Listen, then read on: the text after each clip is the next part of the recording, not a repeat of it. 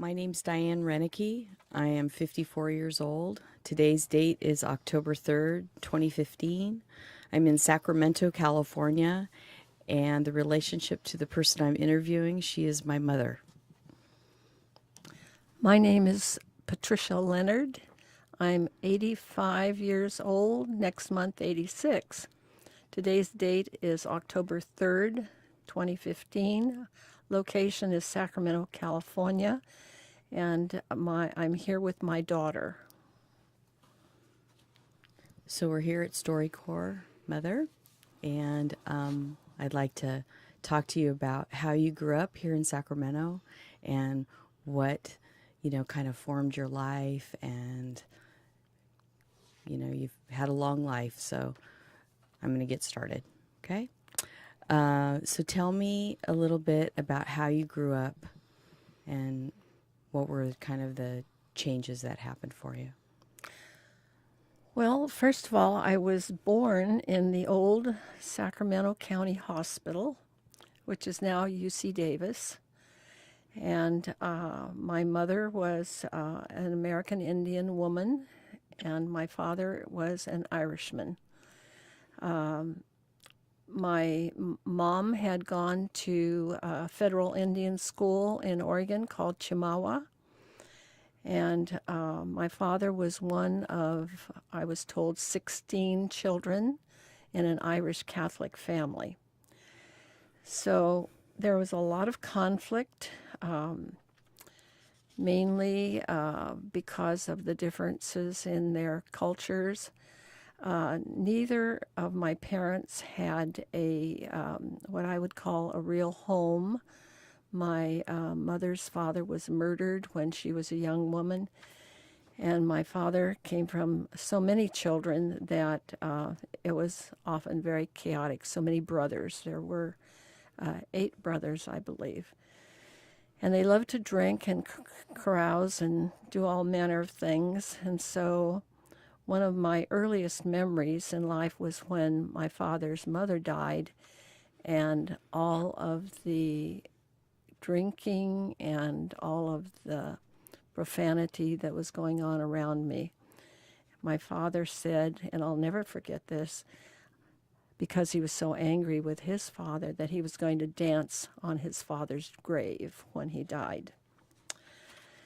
So in my family, I was the oldest, and I think that 6 or 7 years later, my brother was born, and then there was a whole another second family that was born when I was 13, and my mother had 3 daughters. One of my sisters and I, the youngest actually, and I are quite close, and we often describe our home life and our growing up years as a matter of survival, that we were really always trying to just survive.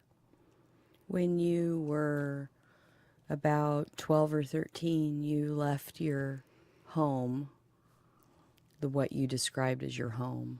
Can you tell me about that? Well, it really was, it wasn't what I would consider a home today. It was 2 rooms where my grandmother and my mother lived, and myself, my brother, and my first youngest sister was born then. My father lived somewhere else. I don't even remember where. And my mother worked. She worked at the almond growers in Sacramento, and she also took in ironing. My grandmother worked, and she worked as a housekeeper and a cook. So my brother and I, we were pretty much on our own, and I rarely went to school. I was probably almost like a delinquent because I pretty much ran the streets and was pretty much on my own. Just did whatever I felt like doing. When you grew up here in Sacramento, What area of Sacramento did you grow up in? Well, this is downtown Sacramento. We lived on the corner of 11th and T Streets. And what did it look like back then? Well, it looks the same today. We actually have gone by there and taken a photo of it. It's an old two-story house with a staircase in the front. And downstairs we lived with, it was made into 2 apartments so that we shared a bathtub with the other tenants and a toilet with the other tenants. And then there were washing areas and an ice box. We had an ice box. At some point there were a lot of confusion and problems that were going on with your mom, and so at some point you left her home. So can you tell me about that? Well, I don't really know how it happened, except that I wasn't going to school. And one day, some official-looking people appeared in my doorway, and they said to my mother that they had come to take me, and they were going to be taking me to San Francisco to a school, a Catholic Convent school there. And my mother was very upset. Apparently, she did know that this was coming because she said, well, I have already applied to Chimawa, which was the federal Indian school that she'd gone to, and I'm just waiting for the paperwork to come back. And they said, well, we're very sorry, but we're taking her today. And so, to my amazement, off I went. I don't remember having a lot of feelings about it. I was probably curious. And the next thing I knew, I was at, I think it was 501 Cambridge Street in San Francisco. And it was the Convent of the Good Shepherd. And I was placed there, and probably in the beginning I had never experienced anything like authority in my life. So I think the first night I was there, I got in trouble because I started a wash rag fight. I went to the bathroom and wetted my wash rag and threw it at somebody, and then they threw it back, and then other girls started throwing wash rags, and we were in trouble. So did all the girls live in a dorm, or was it all girls? It was all there? girls. It was all yes, girls. all girls. And were the girls about your age, like in their teenage years, or were there younger girls there? No, they were all teenagers. Okay. Yes. Okay. And we were in a dorm, and there were probably maybe the whole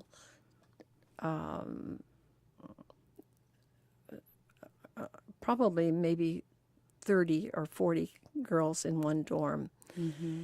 They had bigger dorms and smaller dorms. Oh, okay. So the next day... Do you remember any particular smells or pictures on the wall? Or Well, it was a very beautiful place compared to what I had experienced. The convent itself had beautiful marble floors, beautiful paintings, religious paintings and icons on the walls. And to me, it was a very beautiful place. They had different rooms that were designated for different activities. There was the music room, there was the sewing room, there was the large cafeteria, there was a large outdoor area where we went every day for recreation, basketball, baseball, just an area to walk, that sort of thing. Mm-hmm. Did you go to Mass? We went to Mass every day, Mm-hmm. every day.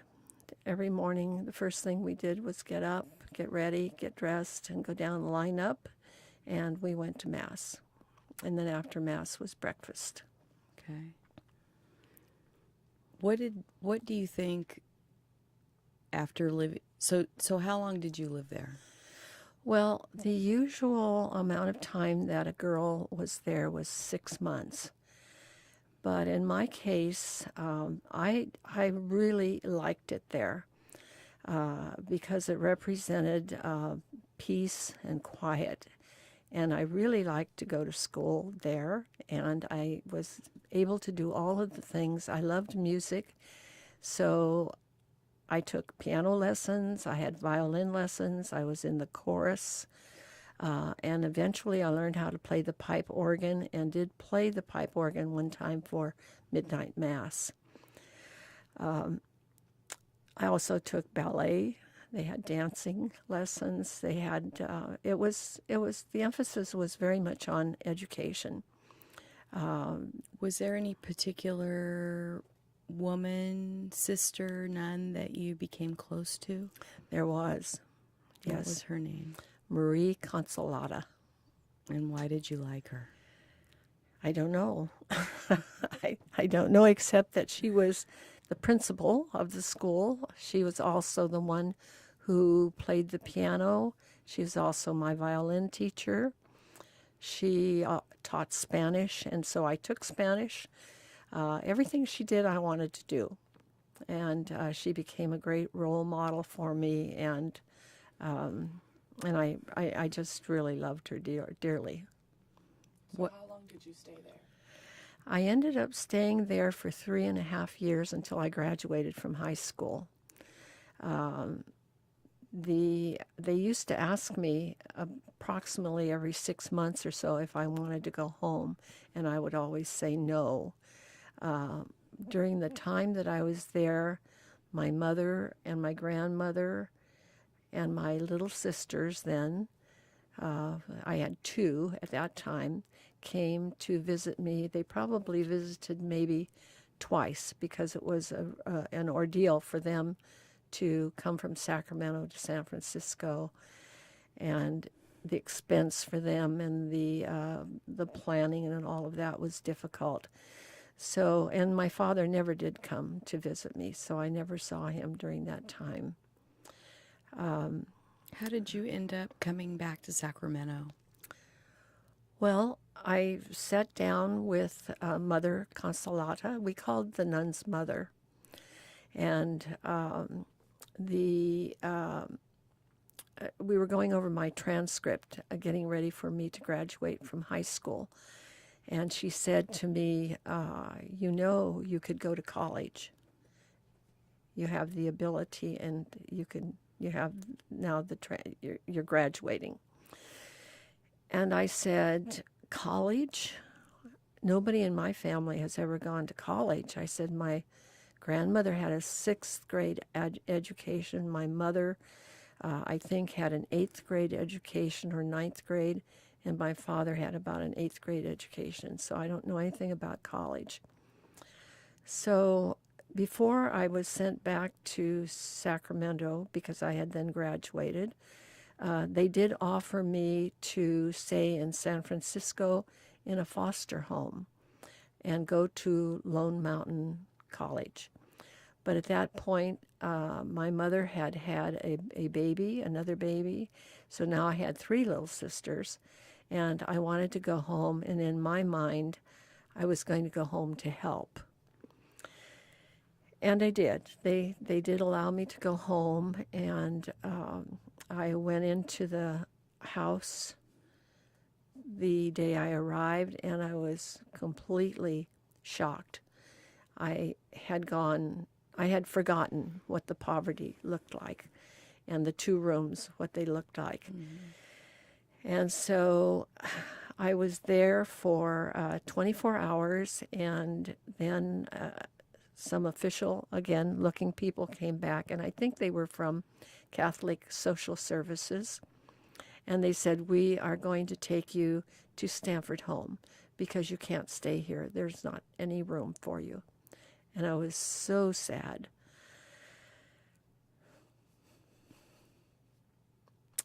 And the Stanford Home, of course, was the Stanford Mansion, which now is a historical building. Mm-hmm. And so I went there. First day I was there, I cried all day long. And it was in June, and then in September, There were 3 other girls who were there that from different areas in California. And so there were 4 of us, and we were all going to go to Sacramento City College, the community college.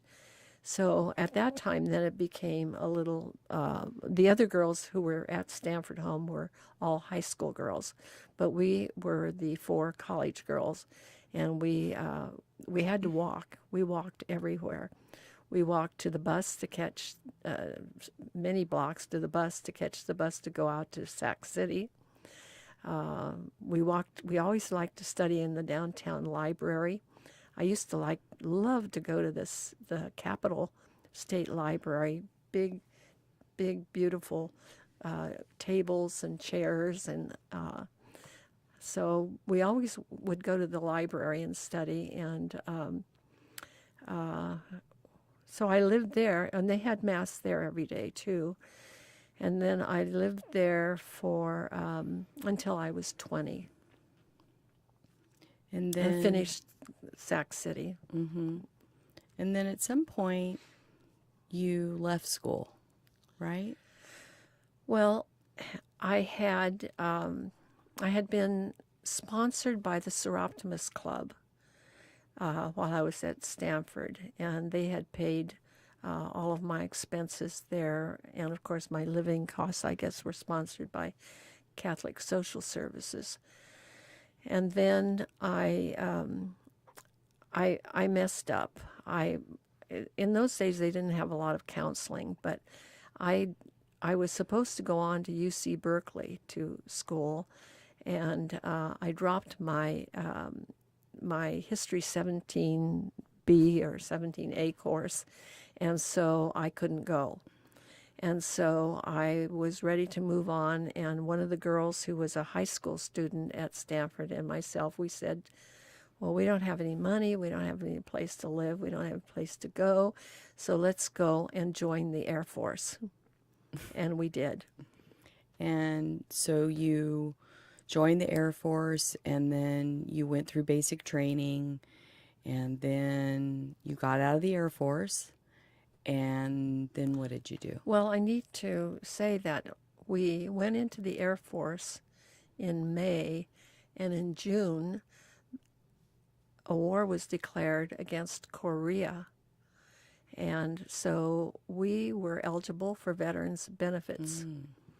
Of course, I knew nothing about what that would mean at the time, but as it turned out, then I was able to get the GI Bill to pay for my school, and I was able to finish. Eventually, I went to several different schools, and then eventually I graduated from San Diego State by the availability of the GI Bill.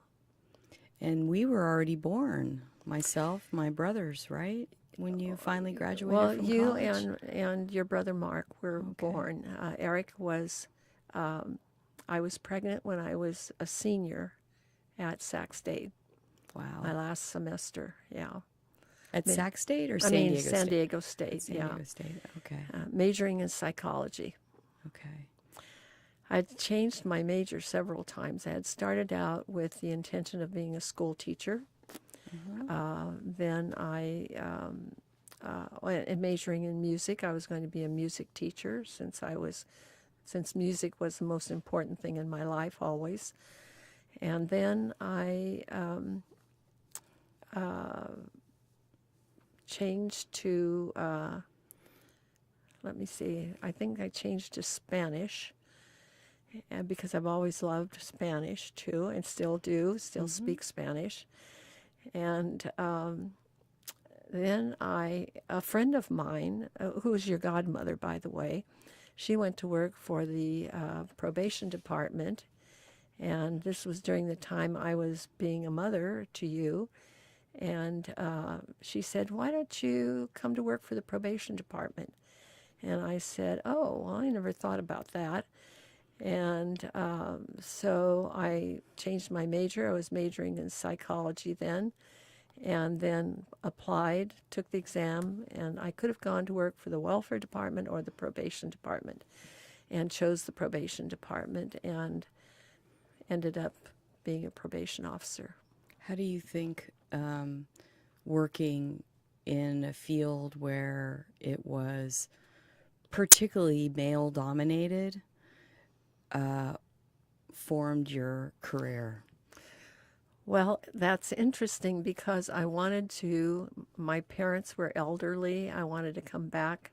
My father then passed away. I wanted to come back and be with my mother, whom I had never had a very good relationship with. So I applied. I came to Sacramento and applied for a job with the probation department and did not get it, even though I think I was number one on the list.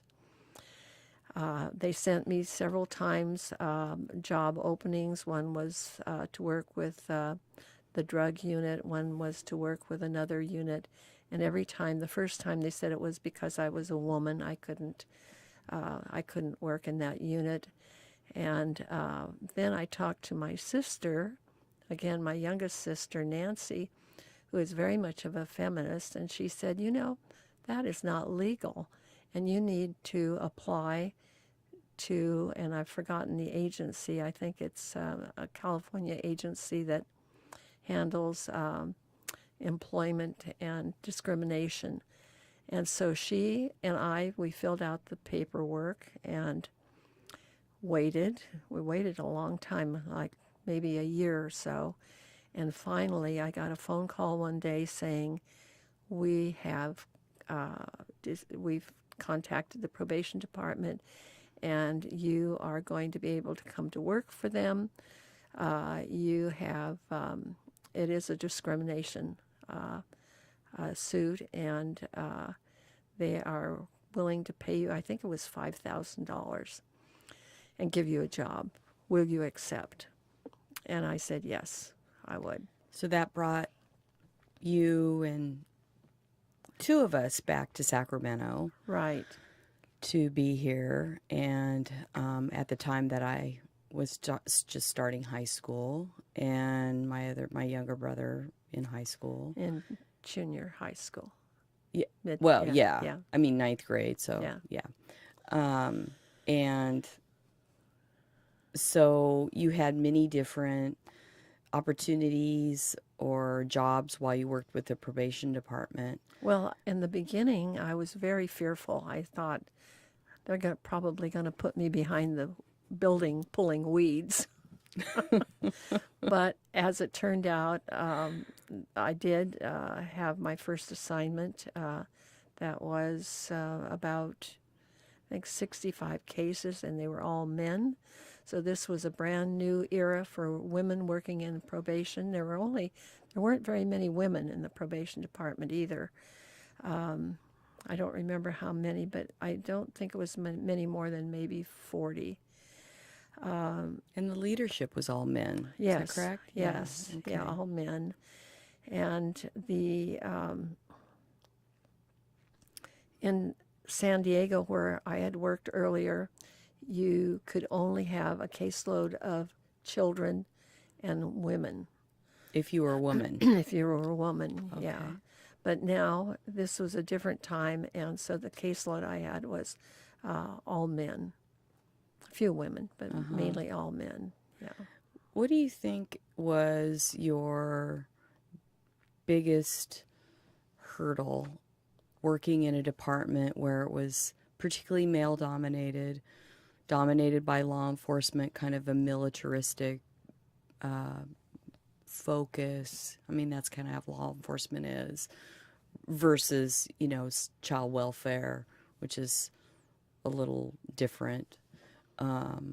What would you say is the biggest hurdle that you faced being one of the few women working in the probation department? Well, the biggest hurdle, of course, was being a woman. Oh, okay.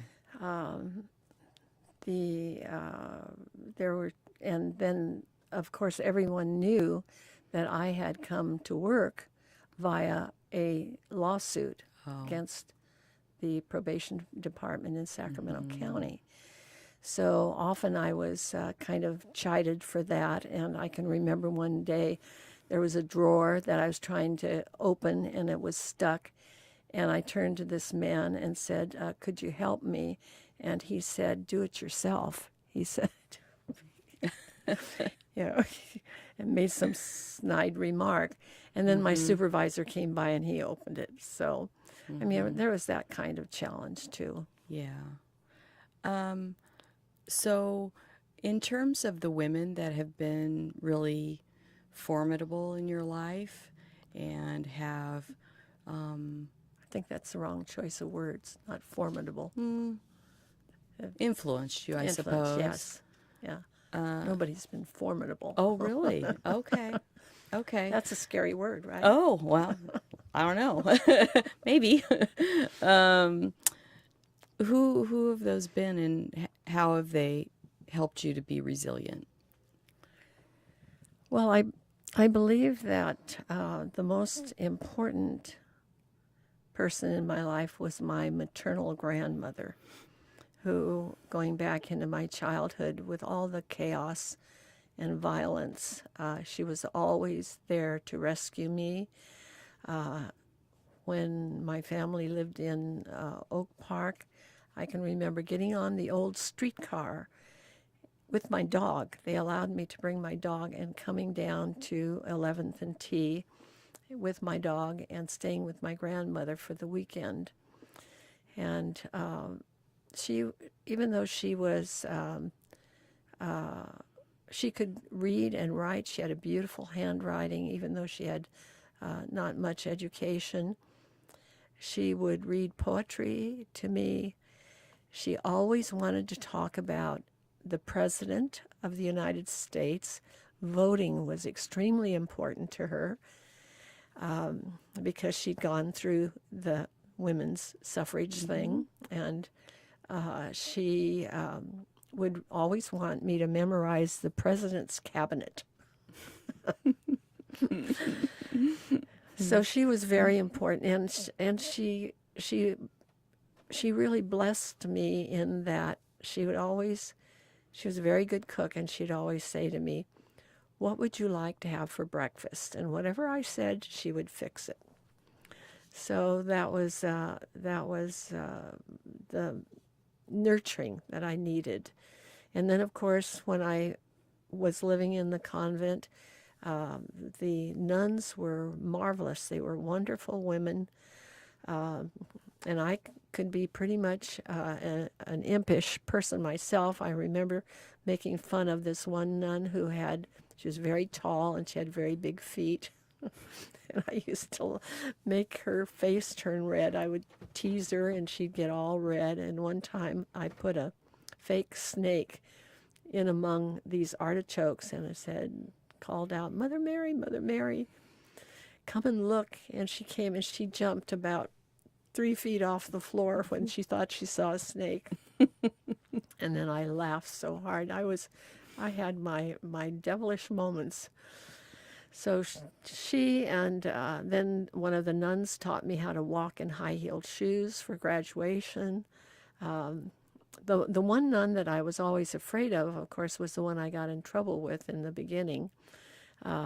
She was, her name was Mother Passion. Never did get close to her, but I was in awe of her. Total authority as far as I was concerned and respect.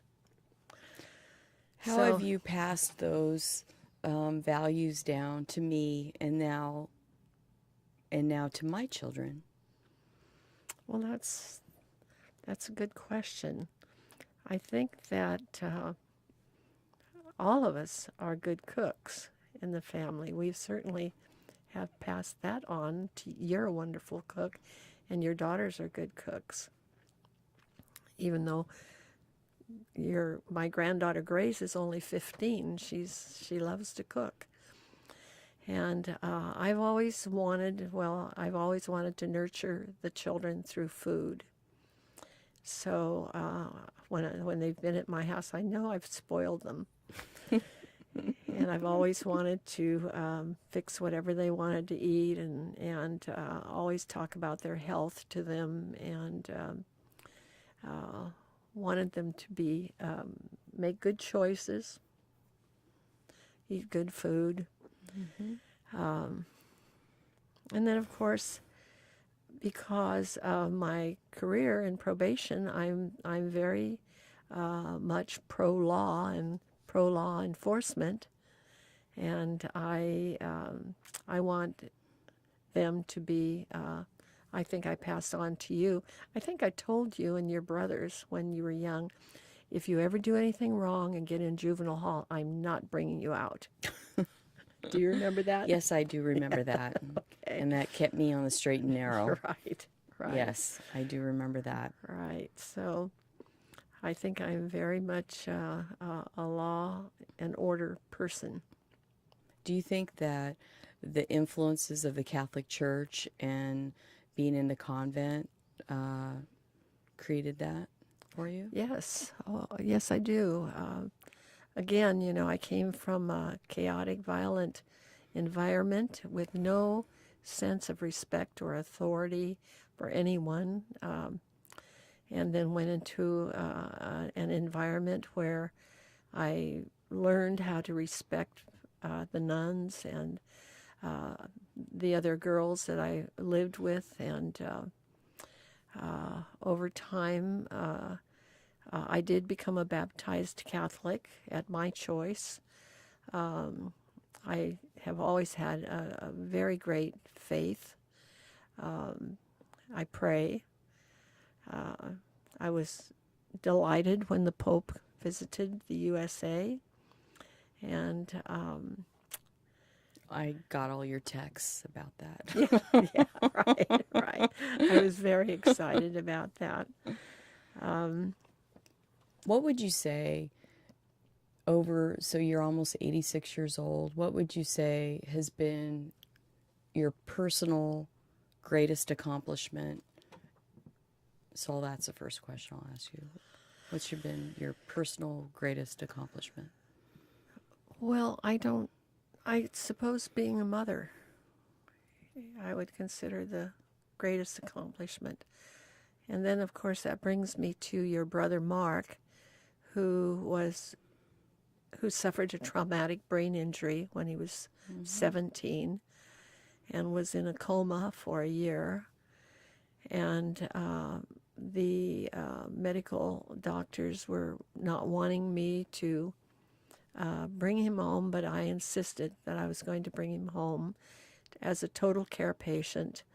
And I have ended up living a life where I could not retire because I have him in my home, and I take care of him, and I have caretakers that come in and take care of him. And he has thrived. We were told in the beginning that he would probably live only about 10 years, and he's lived for 30, almost 35 years. Right. He goes out to a program which he enjoys very much, but he cannot talk, he cannot walk. He is a total care patient. So that is an accomplishment for me in that I never expected to be a nurse. I didn't know I had any talent to be a nurse or an accountant, because I have to keep records and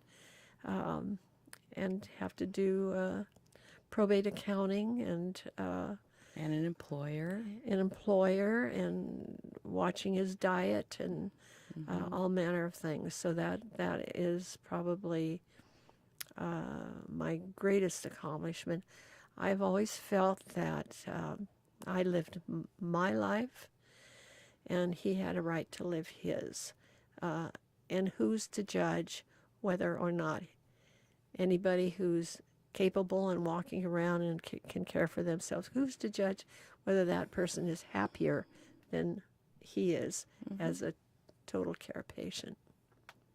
What would you say outside of that personal accomplishment has been the thing that you wanted to pass down to me as your daughter that I have now passed to my children, besides the cooking? Well, I think in terms of qualities of character, I think loyalty is a very important quality to have in a family, and I feel that we have that. to be giving and sharing, to care about others. And you are in a profession where you certainly do that as a social worker, and your children are headed in that direction. Your daughter's wanting to be a teacher. So I think that the values that I've wanted to pass on, I think they have been passed on in terms of good character, loyalty, trust, love, sharing. When I graduated from graduate school and you passed that love of education on to me, how did that make you feel? Wonderful. And I think that, again, going back to my early life with my grandmother and my mother, in spite of the fact that they were so impoverished, they valued education very much. The fact that my grandmother always tried to teach me things. And then later my mother would sit down with her little girls, that she then had 3 other girls, and do homework because she wanted to learn right along with them. Wow. And we're still doing that. Yes, that's true. We're still doing that. We are still do it with your daughters. Right. I wanted to say that I'm so proud of you, that you've done so much in your life, and I just think it's amazing, the life you've lived, and that you've are here. Thank you. Thank you. Is I there appreciate that. You're welcome.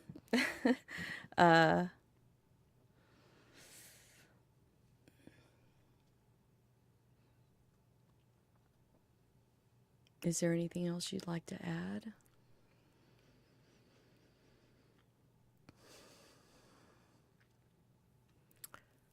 Well, I think that I have been blessed in my life. I think that that in spite of all the changes that have come about in my life, that Almighty God has always taken care of me, has kind of plucked me out of one situation, put me into another situation. But I have grown through those situations, and I'm thankful for that. That's a wonderful thing to have. Yeah.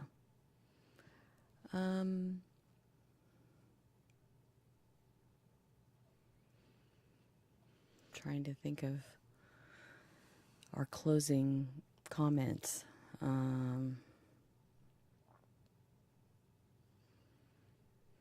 do you think you influenced Nancy to go to school? Well, I was the oldest and she was the youngest. And always she wanted to be just doing the things that her older sister did. So that was the influence. We were always close from the time that she was a young girl and a teenager, and she would always ask my advice about things. So she even chose the same school. She chose to go to San Diego State. So, and we're still close to this day.